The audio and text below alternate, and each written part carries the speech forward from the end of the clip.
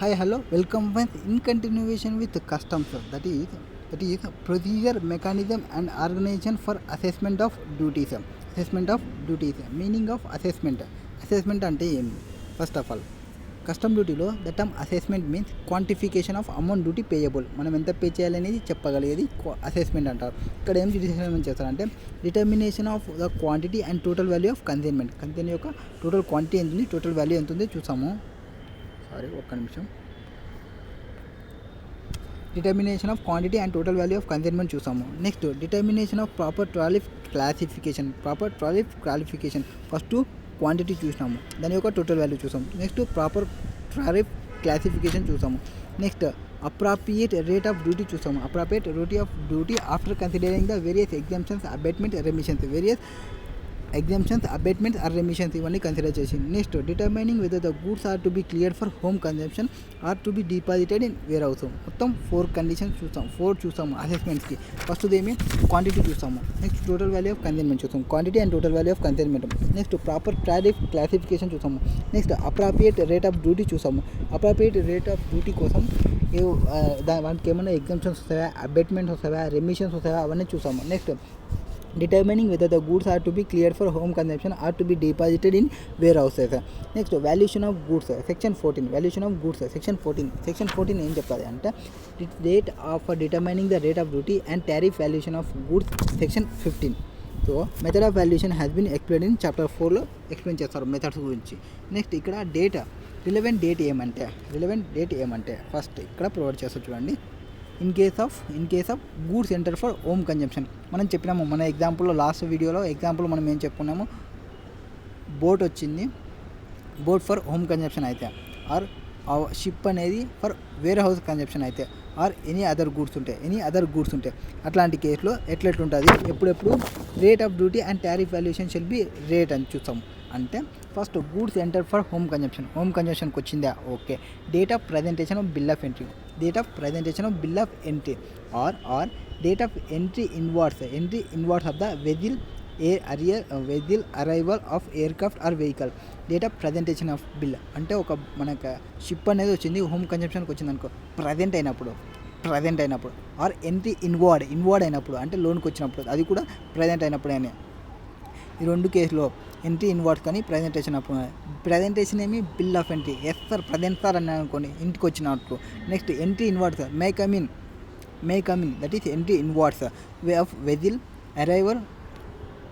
Arrival of aircraft or vehicle which is later తీసుకోవాలి. On the way entry inwards presented అక్కడనే ఉన్నాడు అంటే present అయినట్టు. Entry ఇన్వార్డ్స్ వస్తుంది అందువే సార్ మా వాడు వస్తున్నాడు సార్, దట్ ఈస్ ఎంట్రీ ఇన్వార్డ్స్లో ఎవరు ఉంటారు, వెజిల్ అరైవల్ ఆఫ్ ద ఎయిర్క్రాఫ్ట్ కానీ వెహికల్ కానీ. విచ్ ఎవర్ ఈస్ లేటర్ తీసుకుంటాము, వస్తున్న వాడిని కానీ ఆడ ఉన్న వాళ్ళని నుంచి వస్తున్న వాళ్ళలో విచ్ ఎవర్ ఈస్ ఎర్లియర్ తీసుకుంటాము, ఏది ఫస్ట్ వచ్చింటే అది తీసుకుంటాము. Next goods clear for home consumption for wear houses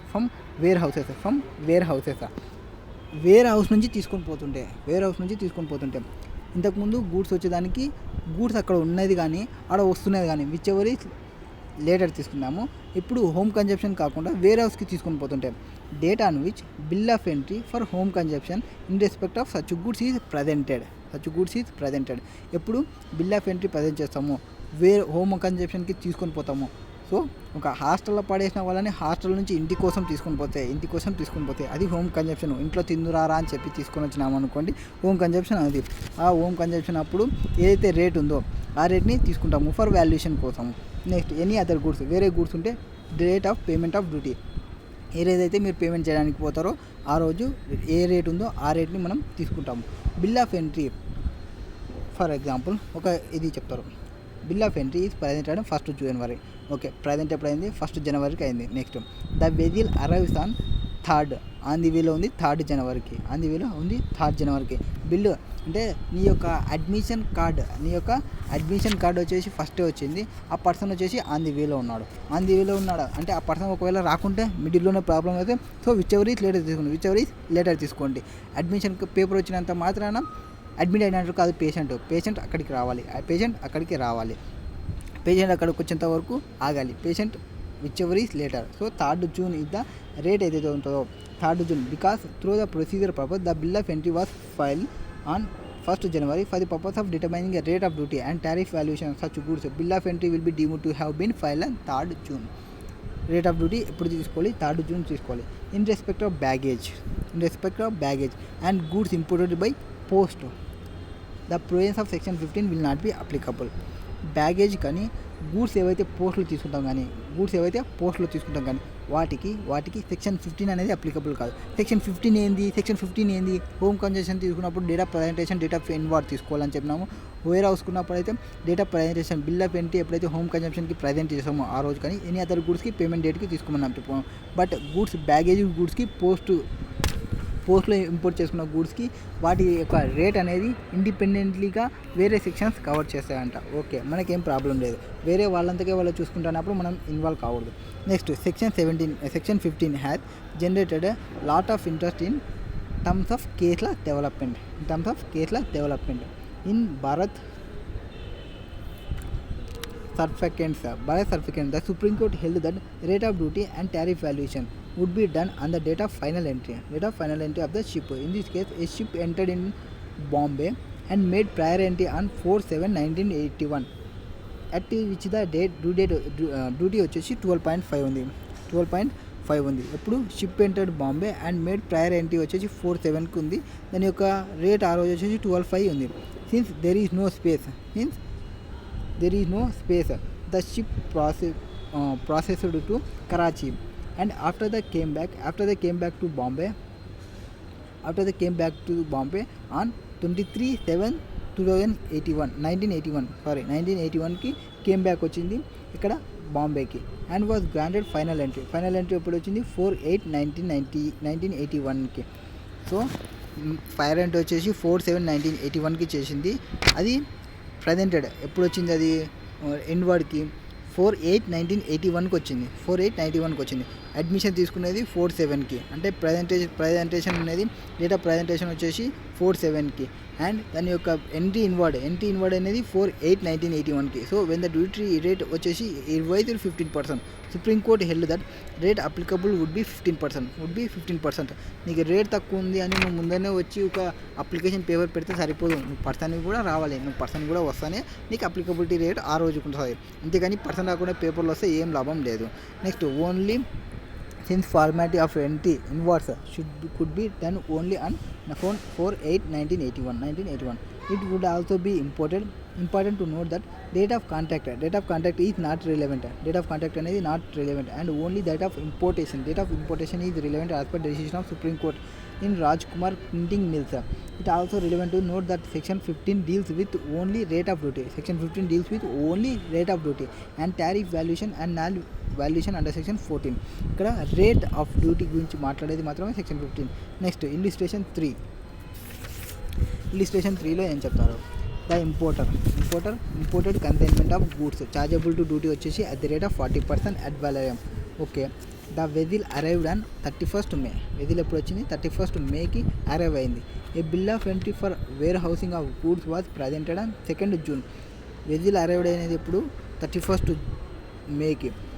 bill of entry ఎప్పుడు చేసినారు? ఇది వేర్ హౌస్కి సంబంధించి మీరు ఫస్ట్ వేర్ హౌస్ చూడకుండా ఒక arrival or presented which is later అని తీసుకోకూడదు. Warehousing on 2nd June and the goods were duly warehoused. Okay, warehouse చేసింది. In the mean time an exemption notification was issued on 15th October readying the effect custom duty 25% ad valorem. Therefore, importer filed a bill of entry for home consumption on 20 October, claiming 25% duty. The custom duty charged higher rate of duty 40% ad valorem. Give your same discussing the relevant provisions of the Custom Act 1962. So ఇప్పుడు ఏం చెప్తున్నానంటే ఎవరు ఇక్కడ custom duty వాళ్ళు ఏమో custom officer ఏమో మీకు 40% pay చేయండి అంటున్నారు. You are like interested to pay 20% only. 25% ఉంటే మీకు 25% వస్తుందా, 40% వస్తుందా? ఇక్కడ వేర్ హౌస్ గూడ్స్ కాబట్టి ఎప్పుడైతే వేర్ హౌస్ నుంచి ఫర్ హోమ్ కన్జంప్షన్కి తీసుకుంటామో ఆ రోజు రేట్ ఏముంది? 25%. ఆ 25% ఆ కస్టమ్ డ్యూటీ ఆఫీసర్ ప్రొవైడ్ చేయాలి. అంతే వాని ఇష్టం వచ్చిన రేట్ ఇస్తా అంటే మనం తీసుకోము. As per section as per section 15 of Customs Act. The relevant date for determination of rate of duty, relevant determination of duty and tariff value in case of goods cleared for warehouse అని మనం clear రావాలి. Is the date on which the bill of entry for home consumption in respect of such goods is presented. Bill of entry in respect of such goods is presented. Therefore, the relevant date for determining the duty in the case will be 20 October, the date on which the bill of entry for home consumption is presented, and the relevant rate of duty will be 25%. Next, fourth, remission, abatement and exemptions. For custom duty in certain circumstances. These provisions are discussed in subsequent paragraphs. No duty on pilferage goods. Section 13. Pilferage goods పైన duty ఏం ఉండదు. Pilferaged goods అంటే ఏమి అంటే if any imported goods are pilferaged after unloading there of and before the proper officer has made an order. ఇది ఎప్పుడు జరగాలి అంటే ప్రిఫరేజ్ అనేది అన్లోడ్ జరిగినాలి but and before the proper officer has made an order for clearance for home consumption or deposited in warehouse. ఇక్కడ lorry load అయింటుంది. Load అయినప్పుడు ఒక వాల్యూ ఉంటుంది. లోడ్ అయిన కాడ నుంచి వేర్ హౌస్కి వచ్చే లోపల అంటే ప్రాపర్ ఆఫీసర్ ఎక్కడ చూసుకుంటారు, ఇక్కడ వేర్ హౌస్లో దింపేటప్పుడు చూసుకుంటారు. ఇదింత మిడ్ టైంలో ఏమన్నా ప్రిఫరేజ్ జరుగుతాయి. చిన్న ఐటమ్స్ మిస్ అయిపోతాయి. కొంత ఐటమ్స్ మిస్ అయినా అనుకోండి, ఆ ఐటమ్స్కి no duty. However, where such goods are restored to the importer after preference, the importer becomes liable to duty. ఒకవేళ ఆడ వేరే హౌస్లో పెట్టేసినాము, ఆర్డర్ పాస్ చేసినాడు, ఇంత ఉంది గూడ్స్ అని అక్కడ డిపార్ట్మెంట్ ఆఫీసర్ చెప్పినారు. తర్వాత డిపార్ట్మెంట్ ఆఫీసర్ అట్లా పోయిన తర్వాత అక్కడ నుంచి మిడిల్లో తీసి పెట్టుకునేటువంటి మళ్ళీ ఇక్కడ పెట్టేసినాం అనుకోండి, తర్వాత ఆ ప్రాపర్ ఆఫీసర్ ఐడెంటిఫై చేసి దాని మీద కూడా డ్యూటీ ఉంటుంది. నెక్స్ట్, అనాలిసిస్ ఆఫ్ సెక్షన్ 13ని అనలైజ్ చేద్దాము. The logic behind this section is that when goods are not under the control of importer, he would not require to pay duty on such goods. First ఏం చెప్తారు, condition to be satisfied for exemption from duty నుంచి మనకి exemption కావాలంటే first ఏం చేయాలంటే the imported goods should have been imported goods అనేది pilferage కావాలి. Next, the pilferage should have occurred after the goods are అన్లోడెడ్.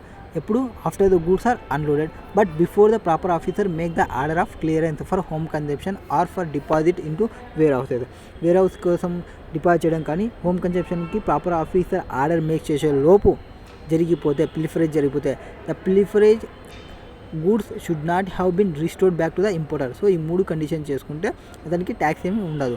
Imported goods should have been pilferage కావాలి. Pilferage should occur after the goods are unloaded but before the proper officer make the order for clear of home consumption or for deposit into warehouse. The pilferage goods should not have been restored back to the importer. Ikkada prefer means to steal especially in small quantities, petty theft. Therefore the term does not include loss of total package కాదు, మొత్తమే loss అయిపోతే ప్యాకేజే loss అయిపోతే that is not a pilferage. Circumstances in which pilferage can be claimed. Pilferage ఎప్పుడు claim చేస్తాము అంటే in order to claim pilferage the following circumstances should exist. First, there must be evidence of tampering with the packages. Tampering పై the packages అంటే ఇప్పుడు biscuit packets అనుకోండి, biscuit ప్యాకెట్లో ఒక 2-3 biscuit ప్యాకెట్లు తగ్గిపోయినాయి. 2-3 బిస్కెట్ ప్యాకెట్లు జరిగినట్టే అక్కడ ట్యాంపరింగ్ జరిగినాలి. ఫస్ట్ బిస్కెట్ ప్యాకెట్కి కొంచెం బొక్క పడి ఉండాలి. Next, they should be blank space for the missing articles in the package. ఆ ప్యాకేజ్లో ఒక బాక్స్ తీసుకున్నాము, ఆ బాక్స్లో 20 ఐటమ్స్ పెట్టినాను. 20 ఐటమ్స్లో ఒక ఐటమ్ మిస్ అయింది. ఆ ఒక్క ఐటమ్ మిస్ అయిన దానికి స్పేస్ అనేది అక్కడ ఉండాలి. The missing item article should be unit article అంటారు, not part of articles. Next, pilferage notice at the time of removal of goods by the importer ఎప్పుడు రిమూవల్ ఆఫ్ గూడ్స్ చేస్తున్నప్పుడు import చేస్తుంటే. Next అంటే physical verification చేసినప్పుడు pilferage goods would normally be notice at the time of physical verification of goods by customs authorities. However, in some circumstances it may so happen that pilferage may be observed only at the time of removal of goods by the importer.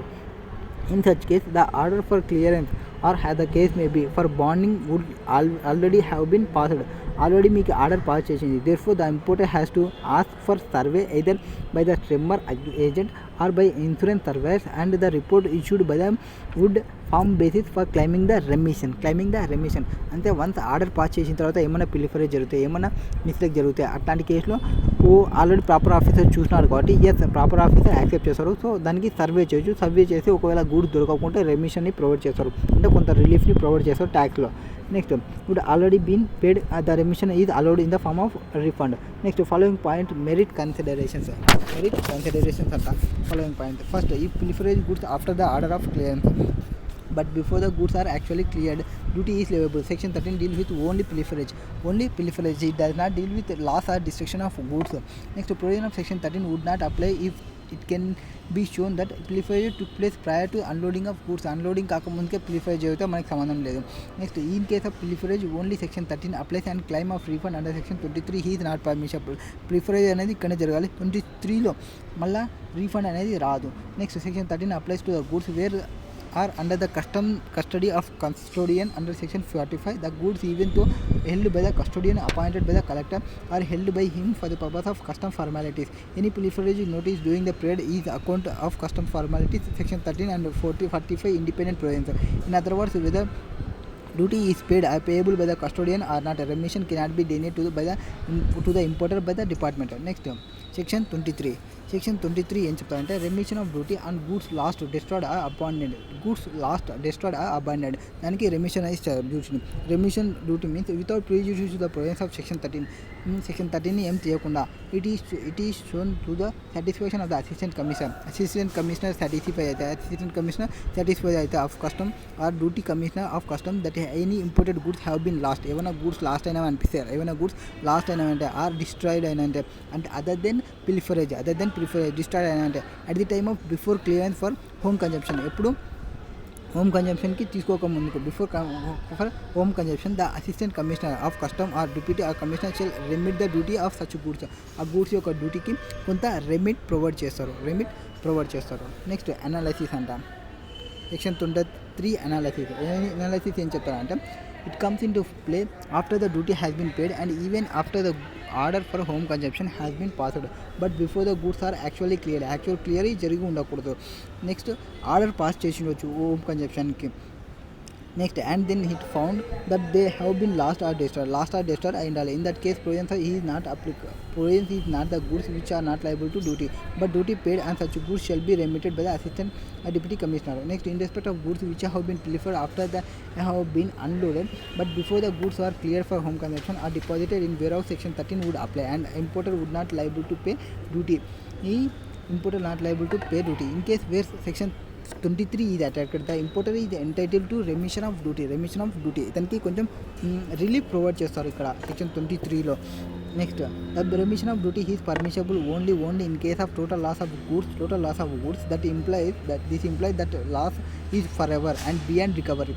Loss అనేది forever and beyond recovery. ఇంకా ఎవరు recovery చేయలేము.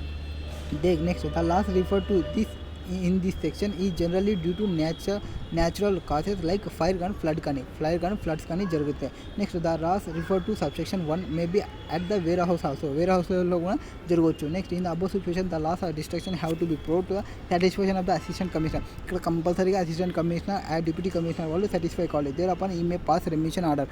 దాని తర్వాత remission order pass చేస్తారు. Cancelling the payment of duty in case of duty has already been paid, refunded can be obtained after getting the remission order. Next, rights to relinquish the title of the goods abandoned of the goods.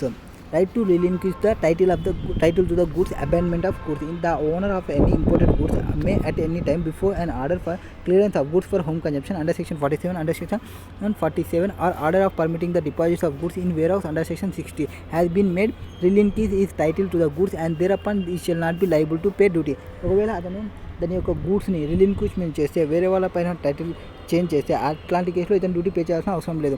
Ever owner of such imported goods shall not be allowed to relinquish his title to such goods regarding which offence appear to have been committed under this act. అంటే goods ఉన్నాయనుకోండి, ఒక goods వచ్చినాయి, ఆ goods నావి కాదంటున్నాను అనుకోండి, and ఆ goods పైన అతని పేరు విడిచిపెట్టుకుంటున్నాను అనుకోండి, అట్లాంటి కేసులో ఆ గూడ్స్కి డ్యూటీ పే చేయాల్సిన అవసరం లేదు. బట్ గూడ్స్ ఏమైనా అఫెన్స్ రిలేటెడ్ ఉంటే అట్లాంటి రిఫరెన్సెస్ రిలేట్ చేసిన దాని మీద నేను తీసుకోవడానికి అలో చేయదు అది టైమింగ్ ఫేర్స్.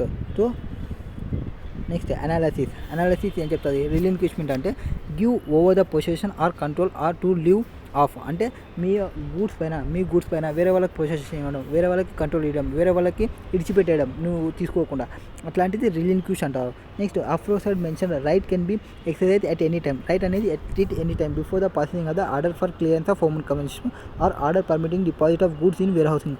బిఫోర్ హోమ్ కన్జంప్షన్కి తీసుకునే ముందర కానీ ఆర్ వేర్ హౌస్లో డిపాజిట్ చేసే ముందర కానీ మనం రిలింక్విష్మెంట్ చేయాలి మన యొక్క నేమ్. అట్లాంటి కేసులో మనం డ్యూటీ పే చేయాల్సిన అవసరం ఉండదు. Goods abandoned by importer abandon చేసినాను అనుకోండి, abandoned. Sometimes it may so happen that importer is unwilling or unable to take delivery of the goods.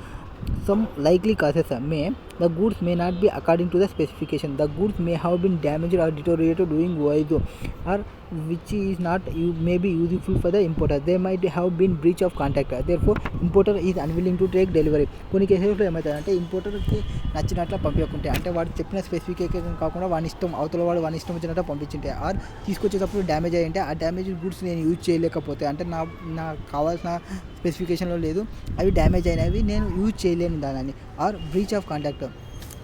మిడిల్లో పంపిస్తున్నప్పుడు అమౌంట్స్ ఇంత మాట్లాడుకుంటారు, కానీ ఇప్పుడు మిడిల్లో వచ్చేటప్పుడు అమౌంట్ వేరే చెప్తున్నారు, అంటే వాడు కాంటాక్ట్ని బ్రీచ్ అయినాడు, అట్లా బ్రీచ్ అయిన కాంటాక్ట్స్ ఉంటాయి. In all above cases the goods have been imported, the liability to pay custom duty is imported and thereafter the importer has to relinquish his title to the goods unconditionally and abandonly them.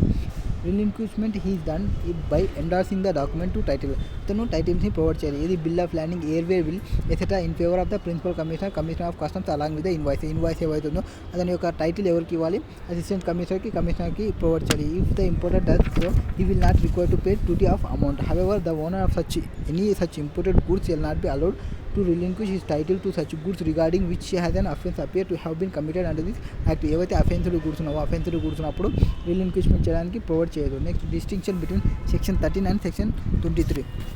Section 13 and section 23. Section 13లో మనకి ఏం చెప్పినారు, పిలిఫరేజ్ goods గురించి చెప్పినాము. Next section 23లో ఏం చెప్పినాము, ఏమైనా goods lost అయితే ఆర్ డిస్ట్రాయ్ అయితే ఆర్ రెమిషన్ని ప్రొవైడ్ చేస్తామని నేను చెప్పినాము. ఇక్కడ డిఫరెన్స్ ఏం చెప్తా అంటే the word pilfer means steal or especially in small quantity or petty theft. The word lost or destroyed refers to total loss of goods, that is loss is forever and beyond recovery. Abandonment of goods is permissible way the importer is unwilling or unable to take delivery of imported goods. So importer గాడి ఏం చేయాలి, unwilling కానీ unable to take the delivery of the goods అయ్యి ఉండాలి, destroy అయ్యింటే. Next duty on goods, the importer shall not liable to pay on duty leviable on such goods. The duty paid on such goods shall be remitted to the importer. Already pay చేసిందని డ్యూటీని remit చేస్తారు. Next subsequent restoration of goods. ఒకవేళ subsequent restoration అయితే where the pilfered goods are restored to the importer after pilferage the importer becomes liable to duty. ఇక్కడ importer liable అవుతాడు pay చేయడానికి. Next in case of destruction of goods the restoration is not possible. Restoration అనేది ఏం possible ఏం కాదు. Next warehoused goods provisions of section 13 are not applicable to warehoused గూడ్స్కి applicable కాదు section 13 pilferage అనేది. Provision of section 23 apply to warehoused goods also. Warehoused goods కూడా applicable అవుతుంది ఏది రెమిషన్ అనేది. Next, owners to prove the pilferage or destructions or loss of goods. The owners to prove the pilferage does not lie in the importer, as it is obvious at the time of examination by the proper officer. The importer has to prove, అంటే నాకు loss జరిగింది, distraction జరిగింది, satisfaction కావాలి, ఎవరు assistant duty commissioner వాళ్ళంతా వాళ్ళు కావాల్సిందే. Next time of occurrence of pilferage loss destructions. ఇక్కడ ఎప్పుడు జరుగుతారంటే after unloading but before the proper officer has made the order for clearance of home consumption or deposited in warehouse. ఇక్కడ ఏం జరుగుతుంది, section the imported goods must have been destroyed or lost at any time before clearance for home consumption. Clearance కాకముందుకి under section 47 ప్రకారం. ఇది next section 22 abatement of duty and damaged or deteriorated goods. Abatement ఇక్కడ ఇంతకుముందు మనం relinquishment చేసినాం అనుకోండి, relinquishment చేస్తే మనకి ట్యాక్స్ ఏం కాదు. ఇప్పుడు అబేట్మెంట్ చేస్తే అంటే abatement and duty and damaged goods or deteriorated goods when it is shown to the satisfaction of the assistant commissioner or customs deputy commissioner. Any imported goods have been damaged or have deteriorated at any time during the unloading of goods into India. గూడ్స్ని ఇండియాలోకి తీసుకొస్తుంటే unloading చేస్తుంటే before during unloading చేస్తుంటే అట్లాంటి కేసులో ఏమైనా damages అవుతాయి. Any imported goods other than warehoused goods has been damaged at any time after the unloading thereof in India but before their examination under section 17 ప్రకారం before analysing చేస్తుంటారు section 17 ప్రకారం. Next on account of any accident not due to willful act or negligence or default of the importer, his employee or agents. Next, that any warehouse goods has been damaged at any time before clearance for home consumption on account of any accident not due to any willful act, negligence or default to the of the owner, his employees or agents. ఇక్కడ వేరే హౌస్కి పంపిస్తుంటే damaged అయితే any time before clearance for human consumption on account of any accident అనేది జరగాలి. ఇక్కడ accident అనేది own wilful ఉండకూడదు, నెగ్లిజెంట్ ఉండకూడదు, డిఫాల్ట్ ఉండకూడదు అక్కడ ఓనర్ కానీ ఎంప్లాయీస్ కానీ ఏజెంట్స్ కానీ. Such goods shall be chargeable to duty in accordance with the provisions of the section. Next, the duty to be charged on the goods referred in shall be bear the same proportion to the duty chargeable on the goods before the damaged or deteriorated with the value of damaged or deteriorated goods bear to the value of the goods before damaged or deteriorated. For the purpose of this section, the value of damaged or deteriorated goods may be ascertained by either of the following method at the option of the owners. The value of goods may be ascertained by the proper officer అన్న తీసుకోవచ్చు, or such goods may be sold by the proper officer by public action లో అయినా చేయొచ్చు. So ఇట్లా ఏమైనా జరిగినా అనుకోండి, public యాక్షన్కి పెట్టి ఆ అమౌంట్ టెండర్కి వేసి ఎంతైతే వాల్యూ వస్తుందో ఆ వాల్యూని అట్లనే తీసుకోవచ్చు, ప్రాపర్ ఆఫీసర్ అయినా తీసుకోవచ్చు. ఇది అబేట్మెంట్కి సంబంధించింది. Cases where abatement is available. Abatement ఎప్పుడు వస్తుంది నీకు అంటే, abatement is available if the goods are damaged or deteriorated under any of the following circumstances before or doing unloading. Unloading చేసేటప్పుడు ఏమైనా డ్యామేజెస్ అయితే ఇక్కడ డ్యామేజెస్ అయితే బిఫోర్ డూయింగ్ అన్లోడింగ్ చేసినప్పుడు, or by an accident after unloading చేసినాము, accident జరిగింది but before examination for assessment by the customs authorities check చేయడం ముందుకు యాక్సిడెంట్ జరిగింది. Next, by accident in warehouse before their actual clearance from warehouse నుంచి clear చేసుకోక ముందుకు ఏమైనా accident జరిగితే provided such accident is not due to any wilful act, negligence or default of any importer is employee or agent. ఇట్లాంటి కేసులో. Next, ఇక్కడ damage అంటే ఏమి, డిటోరియేషన్ అంటే ఏమి. Damage denotes physical damage to the goods. This implies that the goods are not fit to be used for the purpose for which they are meant. Deterioration means is the reduction in quality of goods due to natural causes. Deterioration అంటే అది natural కాసెస్తో quality of goods అనేది reduction అవుతుంది. దీని damage అంటే physical damage to the goods. Next, amount of duty chargeable after abatement ఎంత ఉంటుందంటే, duty of goods before damage deterioration, before ఆ డ్యామేజ్ కాకముందుకు ఎంత ఉంది into value of damaged or deteriorated goods. Value ఎంత వచ్చింది డ్యామేజ్ అనేది ఆ deteriorated goods divided by value of goods before damaged or deteriorated. So ఎంతైతే డ్యామేజ్ గూడ్స్ ఉందో ఆ డ్యామేజ్ యొక్క value and total value of goods ఎంత ఉంది అండ్ దాని యొక్క డ్యూటీ ఎంత ఉంది అట్లా అపోర్షన్మెంట్ చేస్తాము ఆఫ్టర్ అబేట్మెంట్కి. ఫర్ ఎగ్జాంపుల్, ఇల్లుస్ట్రేషన్ నెంబర్ 4లో ఏం చెప్తారు అంటే, if value of goods is 10,000, value of goods ఎంత 10,000 and after the damage is the value is 2,000. 10,000 ఉన్నది 2,000 అయింది. దెన్ డ్యూటీ పేయబుల్ 10,000 మీదే మనం పే చేయాలి. Should be apportioned reduced to 20% proportion. That is మనకి ఎంత value, duty value 10,000 into 2,000 divided by 10,000. So 20% అవుతుంది. 2,000 అవుతుంది. 2,000 means 2,000 divided by 10,000 that is 20% proportion అవుతుంది. Next, should be opportunity reduced to 20%. Value of damaged or deteriorated goods. Value shall be ఎవరు attention చేస్తారు. ఇక్కడ damage అనేది ఇంత డ్యామేజ్ అయింది, deteriorate అనేది ఇంత అయిందని ఎవరు డిటర్మైన్ చేస్తారంటే value ascertain by the proper officer. Ascertain చేస్తాడు. Or proper officer may sell such goods by public auction, tender or import agrees in any other manner and gross sale value proceeds నుంచి shall be deemed to the value of such goods. ఇక్కడ damage value ఉంది చూడండి 2,000ని ఎవరు determine చేస్తారంటే proper officer అనేది determine చేస్తారు. ఆ proper officer బయట ఒక తీసుకొచ్చి అది సేల్ చేస్తామనుకోండి, ఎంత వస్తుందో వాల్యూ చూస్తాడు, అదన్నా చూస్తాడు. ఫర్ ఇల్లుస్ట్రేషన్ 5లో ఏం చెప్తారు, PLS scraps imported during August by sea, a consignment of metal scrap weighing 6,000 MTs from USA weighing 6000 ms. Okay, MTs from USA. They filed a bill of home consumption. The assistant commissioner passed order for clearance of goods and applicable duty was paid by them. So duty pay చేసినారు. Next, PLS scraps thereafter found on taking delivery from the port trust authority నుంచి before clearance for home consumption. Before clearance for home consumption కి పోతుంటే that only 5,500 MTs of scrap were available at the docks. Although they have duty paid for entire 6,000. So 6,000కి వాళ్ళు pay చేసినారు. Home కన్జంప్షన్కి తీసుకొని పోతుంటే 5,500 మాత్రమే ఉన్నాయి. Since there are no short landing of cargo. The short delivery of 500 MT were also substantiated by the port tax authorities who gave waiting mission certificates to PLS scrap. Next, on filing representation to the Customs Department, PLS scrap has been directed in writing to justify as which the provisions of Customs Act 1962 governs their claim for remission of duty and 500 MT not delivered by the port trust. So port trust వాళ్ళు 500 MT వాళ్ళు తీసుకొని రాలేదు. So you are approached by నువ్వు 6,000కి pay చేసినావు. PLS scrap as counsel of opinion advice examine the issue and tender your opinion as per law given reasons. Next, as per provisions of section 23, where it is shown to the satisfaction of the assistant or deputy commissioner that any imported goods have been lost or destroyed.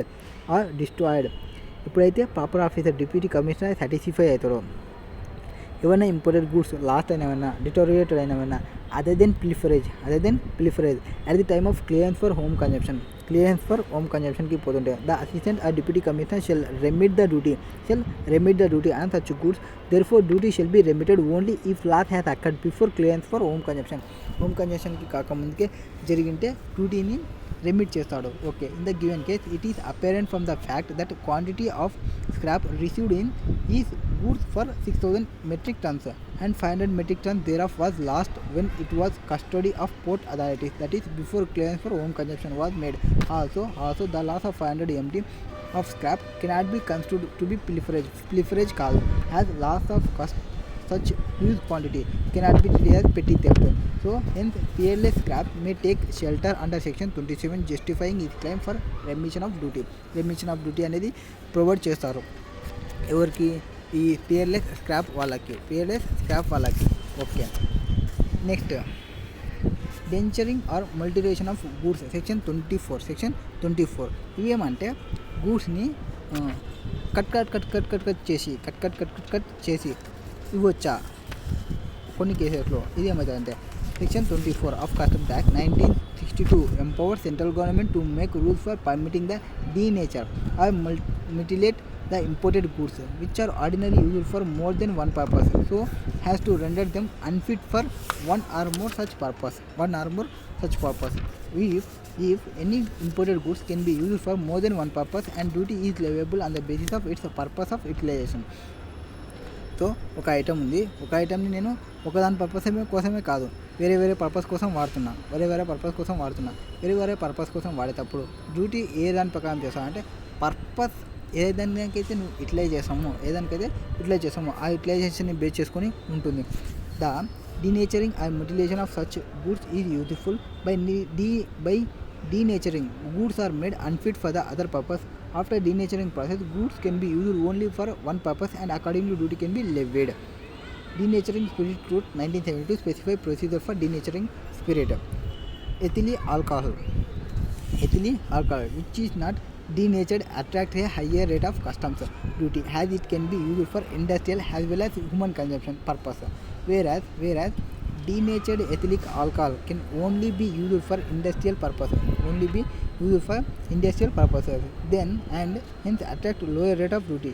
ఒకవేళ అది ఒక alcohol అనేది ఒక medicine అనేది రెండింటి purpose ఉంటే అంటే industrial as well as home consumption ఉంటే హయ్యర్ రేట్ ఉంటుంది, ఓన్లీ ఇండస్ట్రియల్ ఉంటే లోయర్ రేట్ ఉంటుంది. Hence attracts lower rate of duty. Assuming under nature ethylic alcohol is imported but it is used by importer for industrial purpose only, then importer may make a request for denaturing or ethylic alcohol. Certain very bitter chemical can be added to the denature the spirit as per rules, and once they denatured they attract lower rate of duty. So చిన్న ఏదైనా ఐటమ్స్ని add చేస్తాము, దాన్ని sale చేసుకుంటాము. అట్లాంటి కేసులో low rate of tax ఉంటుంది. Next exemption from custom duty that is section 25. Section 25 ప్రకారం కొన్నిటికి ఎగ్జామ్షన్ని ప్రొవైడ్ చేస్తుంది. ఎవరు? Power to grant exemption from payment of custom duty is provided by the central government. The power to central government to alter the duty rate స్ట్రక్చర్ని alter చేయొచ్చు is known as delegated legislation. The reason for calling its delegated legislation is because of power is delegated by the parliament of central government. This power is always subject to superintendent and check by the parliament. General exemptions. First general exemptions, మనకి special exemptions ఉంటాయి. General ఎగ్జామ్షన్లో ఏముంటుంది అంటే the central government is satisfied that it is necessary in the public interest. So to do it may be notification in the official gazette. Exam in general either absolutely or subject to such conditions has been be specified in the notification. Goods of any specified description for the whole or any amount of duty customs leviable.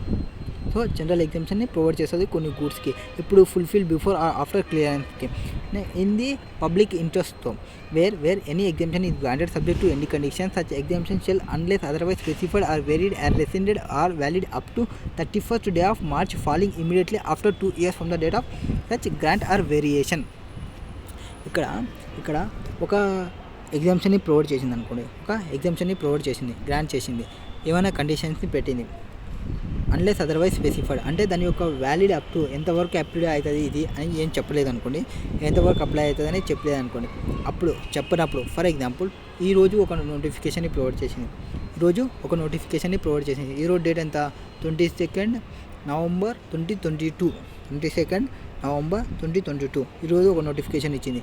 ఆ నోటిఫికేషన్లో డ్యూటీస్కి సంబంధించి provide చేసింది, ఎగ్జామ్షన్ని provide చేసింది certain గూడ్స్కి in the public interest. అది up to ఎంతవరకు అనేది చెప్పలేదు. ఇక్కడ నుంచి ఫస్ట్ 2 yearsని క్యాలిక్యులేట్ చేయండి. అంటే ఇప్పుడు మనం 2022లో ఉన్నాం. 22 November 2022, 22 November 23, 22 November 24 వరకు పోయి ఆ 24 ఎండ్ ఎప్పుడు వస్తుంది? End for the date of such grant or variation. దాని యొక్క ఎండ్ ఎప్పుడు వస్తుంది?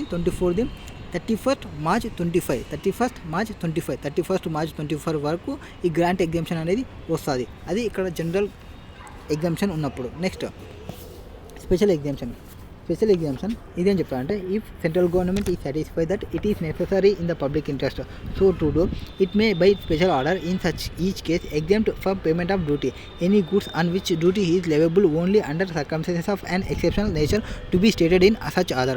Further, no duty shall be collected if the amount duty levable is equal or less than 100 rupees.